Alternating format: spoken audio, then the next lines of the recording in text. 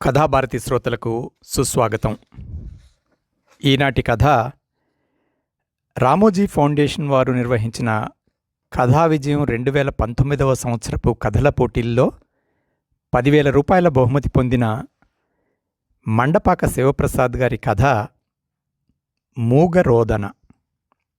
ఈ కథ జనవరి 2020వ సంవత్సరంలో విపుల మాసపత్రికలో ప్రచురింపబడింది. కథలోకి వెళదామా? మూగరోదన. రచయిత మండపాక శివప్రసాద్ గారు. ఆకాశంలో చినుకు జాడలేదు. ఎండకు భూమి నెర్రలిచ్చింది. చెట్టు చేమ ఎండిపోయాయి. కనుచూపు మేరలో ఎక్కడా పచ్చని మొక్క అనేది కనిపించడం లేదు. గొడ్డు గోద అల్లాడుతున్నాయి. మేతకు కరువు వచ్చింది. పశువుల డొక్కలు మాడుతున్నాయి. కొందరు వాటి బాధను చూడలేక సంతలో అమ్మేస్తున్నారు. కొందరు అయినకాడికి కబేళాకు తోలేస్తున్నారు. కొండలకు గేదెను అమ్ముకోవడం ఇష్టం లేదు. తన కష్టంలో సుఖంలో పాలు పంచుకున్న మూగజీవాన్ని కష్టమైనా సాకుతున్నాడు. పైగా అది ఇటీవల ఈనింది. పెయ్యిదూడ పుట్టింది. పొలం నుంచి చెమటలు కక్కుతూ కొండలు పచ్చగడ్డి మోపును మోసుకొస్తున్నాడు. గడ్డి బరువుకు మెడలు నొప్పి పుడుతున్నాయి. భుజాలు లాగేస్తున్నాయి.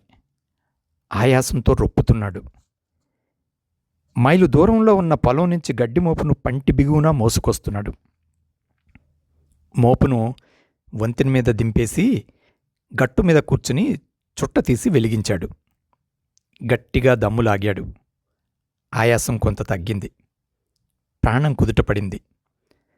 తలకు చుట్టిన తుండును తీసి మొహాన పట్టిన చెమటను తుడుచుకున్నాడు. ఇంతలో సైకిల్ వెనుక పచ్చగడ్డి మోపును కట్టుకుని లక్ష్మయ్య అక్కడకు వచ్చాడు. కొండలు పక్కనే కూర్చుని చుట్ట వెలిగించారు. ఏరా కొండిగా, గేదె ఈనిందటగా, దున్నా పెయ్యా అడిగాడు లక్ష్మయ్య. పెయ్యిదూడ పుట్టిందిరా అన్నాడు కొండలు గర్వంగా. అదుష్టమంటే నీదేరా. 2 ఈతల నుంచి పెయ్యిలే పెడుతోంది నీ గేదె. నాకు దున్నలు పుట్టాయి. కబేళాకు అమ్మేయాల్సి వచ్చింది అన్నాడు లక్ష్మయ్య బాధగా.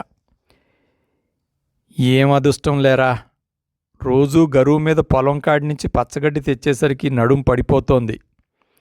మా ఆడది కూడా గేదె కాడ చెయ్యలేక చస్తున్నా, అమ్మేయి అంటోంది అన్నాడు కొండలు.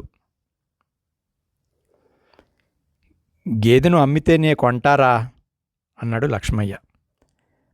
పేణం పోయినా అమ్మేది లేదురా. పోతూ పోతూ మా అయ్య దాన్ని అప్పజెప్పిపోయాడు. కట్టం సుఖంలో మాతోనే ఉంది. ఈరోజు బాధొచ్చిందని అమ్మేసుకుంటే ఎట్టారా? మూగజీవం దాని ఉసురు తగలదు అన్నాడు కొండలు చుట్ట కొసను కొరికి ఊసేస్తూ. పిల్ల పెళ్లి కుదిరిందట కదరా, డబ్బు అవసరమేమోనని అడిగా అన్నాడు లక్ష్మయ్య. అప్పో సొప్పో చేస్తే గాని గేదెను అమ్మేది లేదురా అన్నాడు కొండలు నిశ్చయంగా. ఆకాశం మబ్బులు పట్టింది. వర్షం వచ్చే సూచనలు కనిపించడంతో ఇద్దరూ ఇంటిదారి పట్టారు. సావిట్లో ఓ మూల గడ్డి మోపును పడేశాడు కొండలు. కట్టుగొయ్యికి కట్టి ఉన్న గేదె తాడును విప్పాడు. చెరువులో కడగడానికి తీసుకువెళ్తుండగా భార్య వసారాలోకి వచ్చింది. గేదె అమ్మకం సంగతి ఏం చేశావు? పిల్ల పెళ్లి దగ్గరకు వస్తోంది. అమ్మేస్తే కొంత ఒడ్డున పడతాంగందా అంది. నోర్ముయ్యవే, ఎంతసేపు అమ్మేద్దాం అంటావు? బిడ్డొచ్చిన వేళ గొడ్డొచ్చిన వేళ అన్నారు. దానివల్లే ఇన్నాళ్ళు బండి నడిచింది.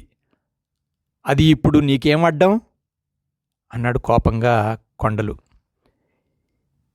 నీకే మాటలు బాగానే చెబుతావు.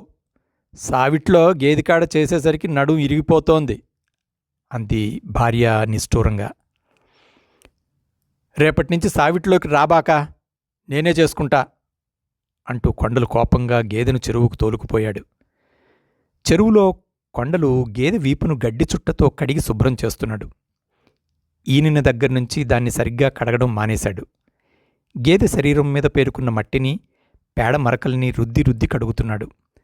మురికికి తోక చివరనున్న తెల్లమచ్చ నల్లగా మారిపోయింది.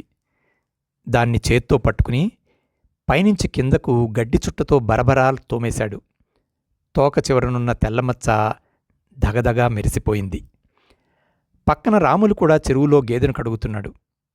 కొండలు గేదెను అదే పనిగా చూస్తున్నాడు. ఏరా కొండిగా, పూటకు ఎన్ని లీటర్లు ఇస్తోందిరా అడిగాడు రాములు.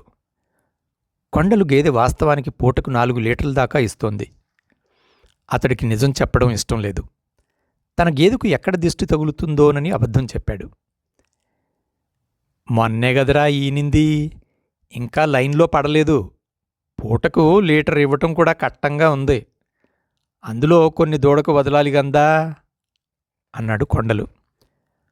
కొండలు గేదెను చెరువు నుంచి తోలుకొస్తుండగా రావి చెట్టు కింద కూర్చున్నవారు దాని వంక అదో రకంగా చూశారు. అదుష్టం అంటే నీదేరా కొండలు అంటూ కొందరు మెచ్చుకోలుగా చూశారు. ఆ మాటలకు కొండలు పొంగిపోయాడు. గేదె వంక గర్వంగా చూశాడు. దాని తలమీద చేత్తో మెల్లగా నిమిరాడు. మెడలో గంటల పట్టీని సరిచేశాడు. తర్వాత గేదెను తోలుకుని ఇంటికి బయలుదేరాడు. అయితే రావి చెట్టు కింద గుంపులో వీరయ్య కూడా ఉన్నట్టు గమనించలేకపోయాడు. గేదెను సావిట్లో కట్టేసిన కొండలు భార్యను పిలిపించి దిష్టి తీయించాడు. నిమ్మకాయల్ని దాని చుట్టూ తిప్పి గేదె కాలి కింద పడేసి తొక్కించాడు. ఊళ్ళో అందరి కళ్ళు తన గేదె మీద పడ్డాయని, దానికేదో అవుతుందని భయపడ్డాడు. దిష్టి తగలకుండా కొమ్ములకు రంగు వేశాడు. బజారుకు వెళ్ళి వెంట్రుకల తాడు కొనుక్కొచ్చి దాని మెడలో వేశాడు. పాడు జనం అంటూ మనసులో తిట్టుకున్నాడు. తన గేదెను చల్లగా కాపాడమని ముత్యాలమ్మ తల్లిని ప్రార్థించాడు. ఆకాశానికి చిల్లులు పడ్డట్టు 2 రోజుల నుంచి ఒకటే వాన. ఇళ్లలో మనుషులు మునగదీసుకు కూర్చున్నారు. కరెంటు కూడా పోవడంతో రాత్రిళ్లు గుడ్డి దీపాలతో నెట్టుకొస్తున్నారు. రాత్రి 10 గంటలయింది. కొండలు అన్నం తిని గేదె సావిట్లోకి వచ్చాడు. చూరులోంచి వర్షం నీరు ధారగా కారుతోంది. సావిడి లోపల సగం తడిసిపోయింది. గేదె రొచ్చులో పొర్లాడుతోంది. చుట్టూ మూగిన దోమల్ని తోకతో తోలుతోంది. పక్కనున్న దూడ తల్లి మొహాన్ని నాకుతోంది. వర్షంలో గేదె దూడ బాధను కొండలు చూడలేకపోయాడు. గేదెను కట్టుగొయ్యి నుంచి విప్పి ఇంటి వసారాలో ముందున్న గుంజకు కట్టేశాడు. దాని తలను చేతిలోకి తీసుకుని ఆప్యాయంగా నిమిరాడు. గేదె కూడా సంతోషం చూపుతున్నట్టు తలను అటూ ఇటూ ఆడించింది. కొండలు తృప్తిగా దాని వంక చూసి ఇంటిలోకి వెళ్ళిపోయాడు. వర్షం ఉధృతి పెరిగింది. దానికి హోరుగాలి కూడా తోడయింది. విసురుకు గుడిసెలో గుడ్డిదీపం ఆరిపోయింది. బయట కన్ను పొడుచుకున్న కానరాని చీకటి. చలికి గుడిసె లోపల కొండలు భార్య ముసుగుదన్ని పడుకున్నారు. బయట వర్షం బాగా పెద్దదయింది. చినుకుల శబ్దానికి బయట ఏం జరుగుతోందో తెలియడం లేదు. ఇంతలో చీకట్లో ఓ ఆకారం కొండలు ఇంటి వసారాలోకి ప్రవేశించింది. గుంజకు కట్టేసిన గేదె తాడును ముసుగు మనిషి విప్పాడు. దాన్ని లాగడానికి ప్రయత్నించాడు. అది రాకుండా తలను విదిలించింది. ముసుగు మనిషి కర్రను పైకెత్తి దాని వీపు మీద ఒకటి వేశాడు. డొక్కలో పొడిచాడు. గేదె బాధకు లొంగిపోయింది. పక్కకు కట్టేసి ఉన్న దూడవంక దీనంగా చూస్తూ చీకట్లో ముసుగు మనిషి వెనకాల వెళ్ళిపోయింది. దూడ అరుపులతో కొండలకు మెలకు వచ్చింది. గబుక్కున లేచి వసారాలోకి వచ్చాడు. దూడ అరుస్తూ ఉంది. గుంజకు కట్టేసిన గేదె కనిపించలేదు. ఆందోళనతో బయటకు వచ్చి ఇంటి చుట్టుపక్కల వెతికాడు. సావిడి వెనుకకు వెళ్ళి చూశాడు. సందు మొదట్లోకి వెళ్ళి ముత్యాలమ్మ గుడి చుట్టూ వెతికాడు. గేదె ఎక్కడా కనిపించలేదు. దుఃఖం పొంగుకొచ్చింది. అతని కన్నీళ్లు వర్షం నీటిలో కలిసిపోయాయి. గుండె చెరువయింది. ఒళ్ళంతా నీరసం ఆహ్వానించింది. కొండలు కాళ్ళు ఈడ్చుకుంటూ ఇంటికొచ్చాడు. భార్య ఆతృతతో లేచి వచ్చింది. కొండలు ఆమె వంక చూసి దీనంగా, గేదె పోయిందే అన్నాడు. కొండలు ఆదరాబాదరాగా పోలీస్ స్టేషన్కి వచ్చాడు. అతని మనస్సు బిడ్డను పోగొట్టుకున్న తల్లిలా విలవెల్లాడింది. రెక్కల కింద పొదుముకున్న కోడిపిల్లలను గద్ద తన్నుకుపోతే తల్లి కోడిపడే యాతన అతని కళ్ళలో కనిపిస్తోంది. రేయింబవళ్ళు కళ్ళలో ఒత్తులు వేసుకుని పండించిన పంట గాలివానకు కొట్టుకుపోయిన రైతులా ఉంది అతని మానసిక స్థితి. గేదె పోవడంతో గూడుపోయిన పక్షిలా గిజగిజలాడుతున్నాడు. హెడ్డు ముందుకెళ్ళి 2 చేతులు జోడించి అన్నాడు, అయ్యా, నా గేదె పోయింది. హెడ్డుకి ఈ ఫిర్యాదు కొత్తగా ఉంది. అదోలా మొహం పెట్టాడు. ఏంటి అన్నాడు కళ్ళు చిలికిస్తూ. అయ్యా, నా గేదె 2 రోజుల నుంచి కనిపించడం లేదు. దానికి తోక మీద తెల్లమచ్చ ఉంటది. కొమ్ములు 2 వంపు తిరిగి ఉంటాయి అన్నాడు కొండలు దీనంగా. మనుషులు తప్పిపోతేనే దిక్కులేదు, ఇక గేదెల్ని కూడా ఎక్కడ వెతకం? ఎటుపోయిందో చూడు అన్నాడు హెడ్డు. నా గేదె కూడా మనిషిలాంటిదే అయ్యా. ఎదిగొచ్చిన కొడుకులా నన్ను ఇన్నాళ్ళు ఆదుకుంది. నా కట్టాలు బాధల్లో అండగా ఉంది. ఇన్నాళ్ళు దాని పాలు అమ్ముకుని బతుకుతున్నా సారు అన్నాడు కొండలు వినయంగా. కొండలు వేడుకోలుకు హెడ్డు కుర్చీలో అటూ ఇటూ కదిలాడు. కొండల మీద జాలి పుట్టుకొచ్చింది. ఎవరి మీదన్నా అనుమానం ఉందా అని అడిగాడు. నా ఇంటి పక్కన లచ్చిగాడి మీద అనుమానం ఉందయ్యా. ఆడికి నా గేదె అంటే కుళ్ళు. ఆడి గేదె సరిగా పాలివ్వదు. నా దాన్ని అమ్మమని ఎన్నోసార్లు అడిగాడు. ఆడే నా గేదెను ఏదో చేశాడయ్యా అన్నాడు కొండలు. సరే, నేను ఆణ్ణి పిలిపిస్తాను. ఈలోగా సంతల్లోనూ చుట్టుపక్కల వెతుకు అన్నాడు హెడ్డు. ఆ రోజు మంగళవారం. కంకిపాడు సంత గేదెలు, ఎద్దులు, దున్నపోతులతో సందడిగా ఉంది. సన్నగా చినుకులు పడుతుండటంతో నేలంతా రొచ్చుగా ఉంది. బేరగాళ్ల అరుపులు, రైతుల మాటలతో సంతంతా రొదగా ఉంది. కట్టుగొయ్యలకు వరుసగా పశువులు కట్టేసి ఉన్నాయి. కొన్ని నిలబడి ముందు వేసిన గడ్డి పరకలను మెల్లగా నములుతున్నాయి. కొన్ని నేలమీద చతికిలపడి ఆహారాన్ని దీనంగా వేస్తున్నాయి. శరీరం చుట్టూ ముసురుతున్న ఈగల్ని, దోమల్ని తోకలతో అదిలిస్తున్నాయి. పశువుల్లో కొన్ని కత్తులకు బలి కానున్నాయి.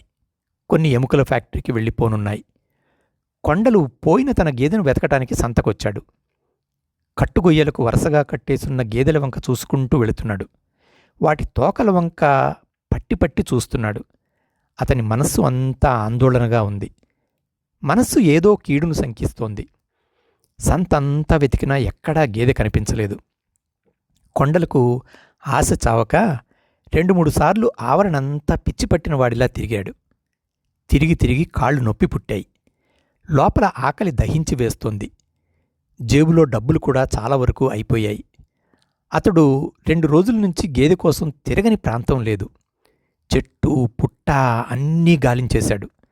ఆశ చావక చివరకు సంతకు వచ్చాడు. ఇక్కడ కూడా గేదె ఆచూకీ తెలియకపోయేసరికి డీలా పడిపోయాడు. శరీరమంతా బడలికగా ఉంది. అడుగు తీసి అడుగు వెయ్యడం కష్టంగా ఉంది. గేదె దొరకలేదనే బాధ ముల్లులా మనసులో తొలిచేస్తోంది. సంతలో చెట్టు కిందకు చేరాడు కొండలు. తలకు చుట్టి ఉన్న తుండును తీసి చుట్ట చుట్టి తల కింద పెట్టుకుని కళ్ళు మూసుకున్నాడు. చల్లగాలికి వెంటనే నిద్ర పట్టేసింది. అతని కళ్ల ముందు పెద్ద దుస్వప్నం కనిపించింది. పీడకలతో అటూ ఇటూ కదిలాడు. నిద్రలో నా గేదె అంటూ కలవరించాడు. ఊరి చివర ఉన్న పాకలో కొండలు గేదె ఓ స్తంభానికి కట్టేసి ఉంది. పాకలో అక్కడక్కడా బొమికెలు, రక్తం మడుగులు దారుణంగా కనిపిస్తున్నాయి. కొన్ని పశువుల చర్మాలు ఒలిచి దండానికి వేలాడుతున్నాయి. పాకలో పడేసిన ఎముకలను కొరుక్కు తినటానికి కుక్కలు అటూ ఇటూ తిరుగుతున్నాయి. నల్లగా దుక్కలా ఉన్న ఓ మనిషి వాటిని అదిలిస్తున్నాడు. అతని చేతిలో పెద్ద కత్తి ఉంది. ఆ మనిషి స్తంభానికి కట్టేసి ఉన్న గేదె దగ్గరకు వచ్చాడు. తలను విదిలించుకోవడానికి అది పెనుగులాడుతోంది. భీకరంగా అరుస్తోంది.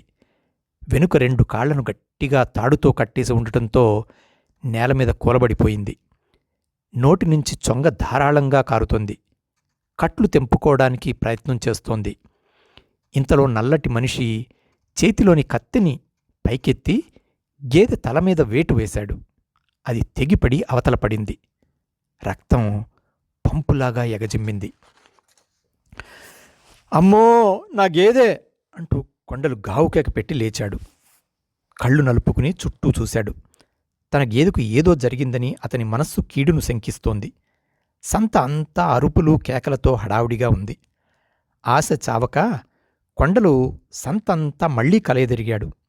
ప్రతి గేదెను పట్టిపట్టి చూశాడు. అతడికి నిరాశే ఎదురైంది. మనసంతా దిగులుగా ఉంది. తీర్థంలో కొడుకు తప్పిపోతే తల్లిదండ్రులు పడే బాధలా ఉంది అతని మానసిక పరిస్థితి. నా గేదె ఏమైందో అని గొణుక్కుంటూ ఊరికి బయలుదేరాడు. ఊరు మొదట్లో అతడికి పాలకేంద్రం రామారావు ఎదురొచ్చాడు. ఏరా కొండలో, 2 రోజుల నుంచి పాలు తేవడం లేదే అని అడిగాడు. నా గేదె పోయింది అన్నాడు కొండలు బాధగా. ఇంటికొచ్చిన కొండలకు వసారాలో దూడ అరుపులు గుండెను కెలికివేశాయి. స్తంభం చుట్టూ అది దీనంగా అరుస్తూ తిరుగుతోంది. బజారు వంక, సావిడి వంక బేలగా చూస్తోంది. కొండలు దాని తలను చేతిలోకి తీసుకుని ఆప్యాయంగా నిమిరాడు. మనసులో బాధ పొంగుకొచ్చింది. కళ్ళలో నీళ్లు తిరిగాయి. గేదెతో పాటు దీన్ని కూడా తోలుకుపోతే తనకు ఈ బాధ తప్పేది అనుకొన్నాడు. మనస్సులో గేదె పోయిందనే బాధ ముల్లులా గుచ్చుకుంటోంది. కొండలు కాళ్ళు సారా కొట్టుకు లాగాయి. 2 గ్లాసులు గటగటా తాగేశాడు. నిషా తలకెక్కింది. ఈలోగా లక్ష్మయ్య అక్కడికి వచ్చాడు. సారా గ్లాసు పుచ్చుకుని కొండలు పక్కనే కూర్చున్నాడు. ఎరా కొండిగా, గేదె పోయిందటగా అన్నాడు. కొండలకు ఒక్కసారిగా ఆవేశం పొంగుకొచ్చింది. ఒక్కసారిగా లక్ష్మయ్య పీక పట్టుకుని చంపేద్దామనుకున్నాడు. అయినా తమాయించుకున్నాడు. పోలీస్ రిపోర్టు ఇచ్చావా అన్నాడు మళ్ళా లక్ష్మయ్య. కొండలకు కోపం తారస్థాయికి చేరింది. గోరు చుట్టు మీద రోకటిపోటులా ఉన్నాయి లక్ష్మయ్య మాటలు. నువ్వే నా గేదెని ఏదో చేశావు. దాన్నట్టుకుపోయి కబేళాకి అమ్మేశావా ఎదవా? నా గేదె అంటే కుళ్ళు. నేను అమ్మలేదని ఇంత పని చేస్తావా అంటూ లక్ష్మయ్య మీద కలయబడ్డాడు. పక్కనున్న వాళ్ళు లక్ష్మయ్యను అతని నుంచి విడిపించారు. లక్ష్మయ్యకు తాగిన మైకం అంతా దిగిపోయింది. చొక్కాను సరిచేసుకుంటూ, నీ గేదె గురించి నాకు అసలు తెలియదురా, సత్య ప్రమాణం అన్నాడు. కొండలు ఆ మాటల్ని నమ్మలేదు. లక్ష్మయ్య అబద్ధం ఆడుతున్నాడంటూ చిందులు తొక్కాడు. పోలీసోళ్ళు తేలుస్తారు నీ యవ్వారం అంటూ అక్కడి నుంచి విసురుగా వచ్చేశాడు. అర్ధరాత్రి బజారులో అరుపులు కేకలతో కొండలకు మెలకువ వచ్చింది. ఏం జరిగిందోనని మంచం మీద నుంచి లేచి వచ్చాడు. వీధిలో వీరిగాడిని చెట్టుకు కట్టేసి కొడుతున్నారు జనాలు. గేదెని దొంగతనం చేస్తావా వేధవా అంటూ లక్ష్మయ్య కర్ర పట్టుకుని వీరిగాడిని గదమాయిస్తున్నాడు. వాడు తలంచుకుని మాట్లాడకుండా నుంచుని ఉన్నాడు. కొండలు లక్ష్మయ్య దగ్గరకు వచ్చి, ఏంట్రా ఆణ్ణి కొడుతున్నారు అని అడిగాడు. వీడు నా గేదెను ఎత్తుకుపోవడానికి వచ్చాడురా నాయాలు. నీ గేదెను కూడా ఈడే ఎత్తుకుపోయి ఉంటాడురా, అడుగు అన్నాడు లక్ష్మయ్య. ఆ మాటలకు కొండలకు ఒక్కసారిగా ఆవేశం కట్టలు తెంచుకుంది. కోపంతో కళ్ళు ఎరిపెక్కాయి. వీరడి జుట్టు పట్టుకుని 4 దెబ్బలు వేశాడు. నా గేదెను ఏం చేశావు అన్నాడు కొండలు ఆవేశంగా. వీరుడు మాట్లాడకుండా తలను దించుకున్నాడు. మత్తులో ఏదో గొణుగుతున్నాడు. కొండలకు ఆ మాటలు అర్థం కావడం లేదు. మరలా వీరిగాడి జుట్టు పట్టుకుని తల పైకెత్తి కోపంగా, నా గేదెను ఏం చేశావు అంటూ గద్దించాడు. వీరిగాడు మాట్లాడకుండా జనాల వంక చూస్తున్నాడు. కొండలు కుడి చెయ్యి పైకెత్తి ఆడి చెంప మీద ఒక్కటిచ్చాడు. మాట్లాడకపోయేసరికి కడుపులో ఒక తన్ను తన్నాడు. ఆ దెబ్బలకు వీరిగాడు, బాబోయ్ బాబోయ్ కొట్టొద్దు, నీ గేదెను తీసుకెళ్ళి మస్తాన్గాడికి అమ్మేశా, వాడు దాన్ని ఎముకల ఫ్యాక్టరీకి తోలేశాడు అన్నాడు. కొండలకు ఒక్కసారిగా భూమి కంపించిపోయింది. కోపం తారస్థాయికి చేరింది. వీరిగాడి పొట్టలో కసితీరా గుద్దాడు. గేదెను పొట్టన పెట్టుకున్నావంటూ బండబూతులు తిట్టాడు. ఇన్నాళ్ళు తన గేదె దొరుకుతుందని కొండలు ఆశతో ఉన్నాడు. అతడి ఆశ అడియాశ అయింది. తన ఆశల సౌధం కూలిపోయింది. అతడి బతుకువాన నడిసంద్రంలో మునిగిపోయింది. తనకు జీవనాధారం బతుకు తెరువు అయిన గేదె కసాయి కత్తులకు బలైపోయిందని తెలిసి గుండె బరువెక్కింది. ఒళ్ళంతా నీరసం ఆవహించింది. కొండలు కాళ్ళు ఈడ్చుకుంటూ ఇంటికొచ్చాడు. వసారాలో కట్టేసి ఉన్న దూడ అతడి వంక జాలిగా చూసింది. ఆ చూపులో మూగరోదన కనిపించింది. తల్లిని కోల్పోయిన బాధ కనిపించింది. కొండలకు దుఃఖం పొంగుకొచ్చింది. బిడ్డను కోల్పోతే తల్లిపడే క్షోభను అతను అనుభవిస్తున్నాడు. రెక్కలు తెగిన పక్షిలా విలవిల్లాడాడు. దూడ ముందుకు వచ్చి 2 కాళ్ల మీద కూలబడ్డాడు. దాని మొహాన్ని చేతుల్లోకి తీసుకుని, "నీ అమ్మ చచ్చిపోయిందే" అంటూ బావురుమన్నాడు. అదండి ఈ వారం కథ.